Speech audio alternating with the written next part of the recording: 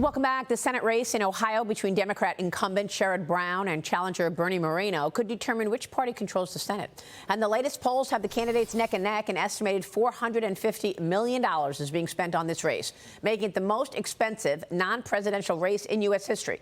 Republican Bernie Moreno making a $25 million ad buy ahead of Election Day, with advertising focused on the ties to the Biden-Harris administration. Watch this. Brown supported Kamala, not us, and voted for her radical Inflation Act. And now prices are at a 40-year high. Joining me now is the man himself, Ohio Senate candidate Bernie Moreno. Bernie, great to see you. Thank you so much for being here. How are you feeling about the race? We feel really good, Maria. We got the momentum. We had great events yesterday throughout every corner of Ohio, while my opponent is bringing fake presidents instead of his actual president, which is Kamala Harris and Joe Biden. He hides from them. We've got great momentum. We feel really good. We're working really hard. But this is going to be a close race. We need everybody out there in Ohio to go vote today or at whatever day they can before Election Day. Tell me about your priorities, Bernie. What do you want to do should you win this? Well, Maria, as you know, I'm a legal immigrant to this country, and I'm sick and tired of this country rewarding people who come into this country illegally. We have to secure the border. We have to make it clear you can only come into America through a legal path. And if you're in this country illegally, we're going to deport you. That is absolutely critical. And then we have to lower the price of everything. That means American energy dominance. And we have to have peace and stability around the world through American strength. You know, the crypto industry has poured lots of money into this race. You have supported giving regulatory certainty to Bitcoin and other digital currencies. You've also supported a Bitcoin reserve, allowing 401ks to also invest in crypto. Tell me about that. How do you want crypto to be used in a practical way in the coming decade? Well, Maria, we have to always make certain that American innovation happens here in America.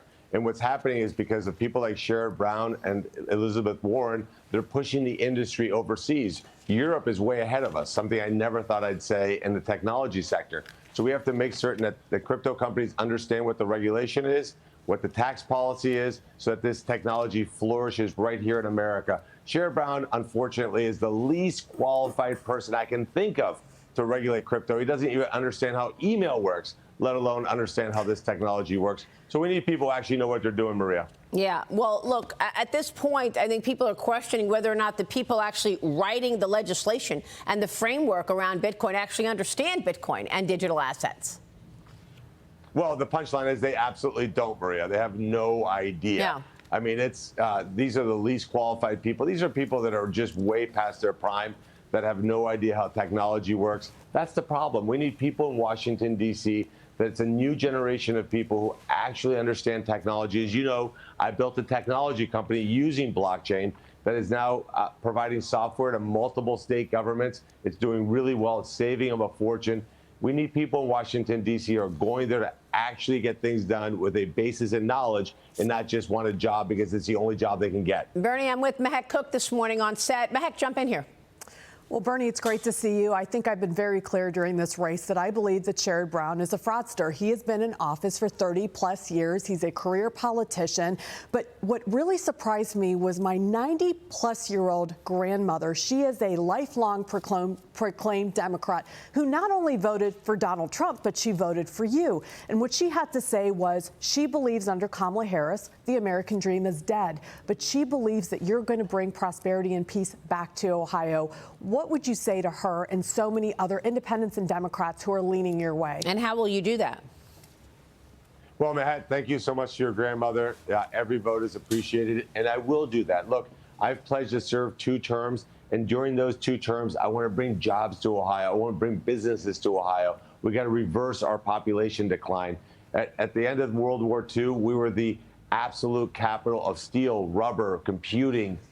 We knew how to make things here in Ohio. We're going to bring those companies back because I'm going to go talk to these companies and explain to them why Ohio is the best place to invest and do business. My opponent, Sherrod Brown, repels businesses, Mahet. Somebody meets him, they're going to run far away. With me, they'll come here to Ohio. I'll be the greatest salesperson Ohio's ever had. So you say you're committing to 2 terms. Are you committing to supporting term limits then?